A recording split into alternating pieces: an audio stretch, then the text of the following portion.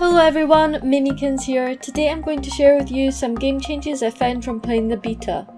This will be a general overview. I will go into more depth in regards to each weapon later. I know several people were worried about missing out on the beta commendation packs, but as expected they're nothing special, just consumables.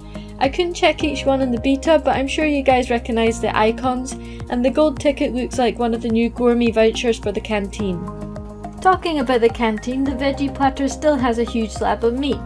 Ew, I really hope Poogie is safe.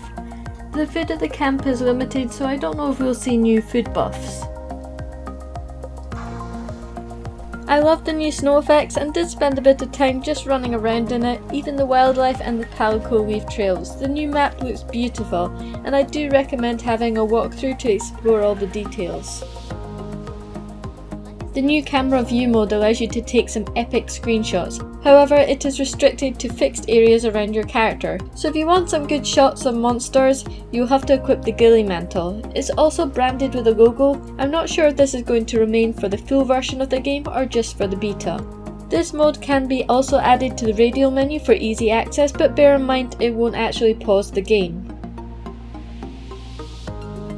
There's new menu options. Link to item loadout. This is a nice quality of life. It'll be useful for players who like to use the same radial menu for all item loadouts. You can turn it off so the radial menus are not saved in an item loadout, set it manually so you can pick if it saves or not, or choose automatic, which will always save. HUD display. This allows you to customize what's displayed individually.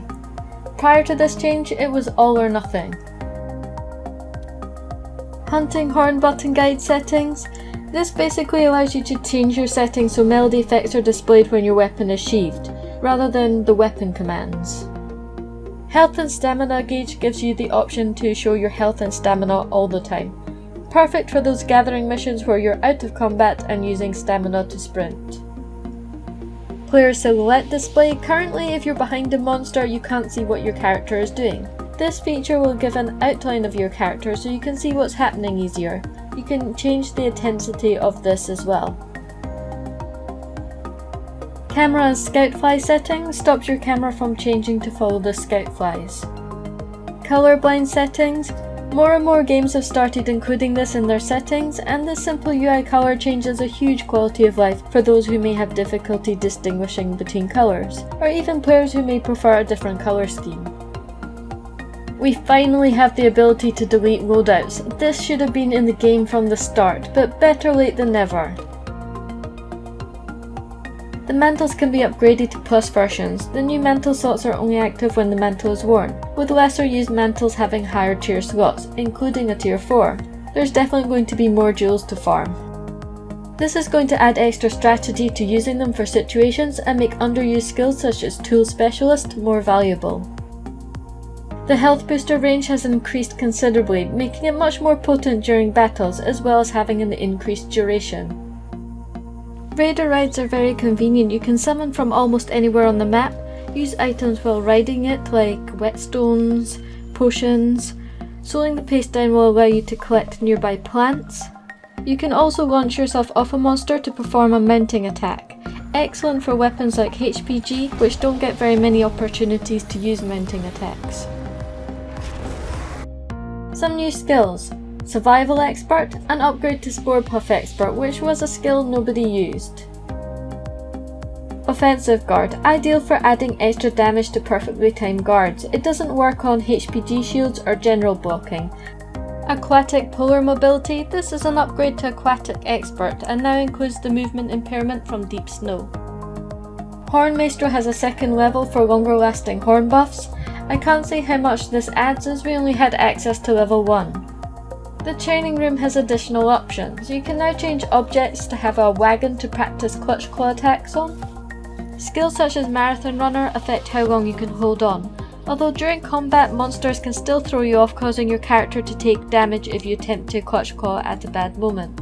There does seem to be more strategy behind using it than what was showcased in Capcom's clutch claw video. There's also a new damage combo indicator which is really useful for comparing DPS rotations. The elemental weapons have new animations which I think look a lot nicer and clearer to see. Here are some of the new starting Master Rank armor sets for those that are interested.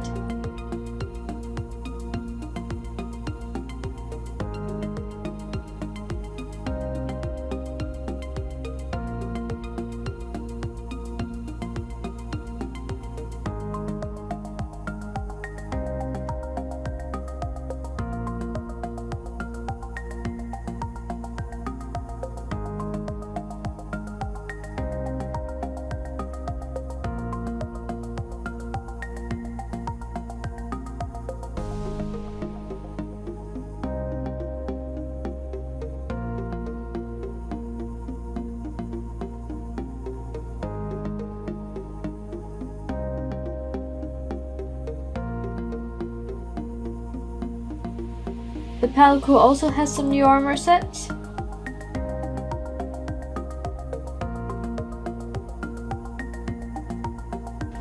Here are the new weapons.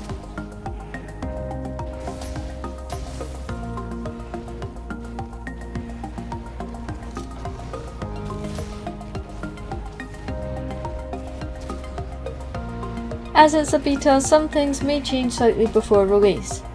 Thanks for watching, please support the channel by liking and subscribing, and I'll see you next time.